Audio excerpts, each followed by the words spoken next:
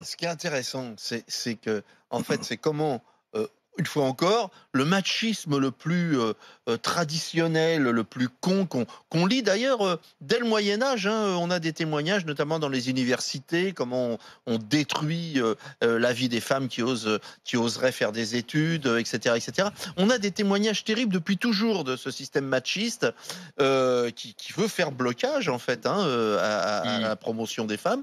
Et en fait, comment il s'est adapté, il s'est adapté au nouveau système aux réseaux sociaux à travers, alors ce au début, quand je l'ai entendu, je me suis dit: «C'est des petits cons».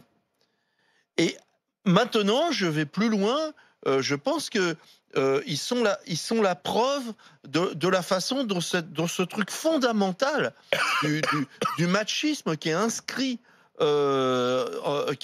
dans notre mode culturel, si j'ose, dire, trouve des nouveaux moyens d'expression. À la fois, on peut considérer que c'est un jeu et que finalement, c'est pas si grave, mais en même temps, ça a un fond qui a une signification, qui a un sens très profond.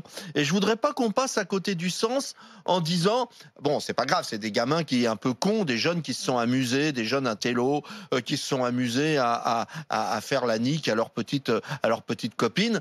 Moi, je voudrais que ça aille plus loin dans le sens de l'analyse qu'on peut en faire et quelque chose de très profond dans cette affaire, à côté de laquelle il faut pas passer.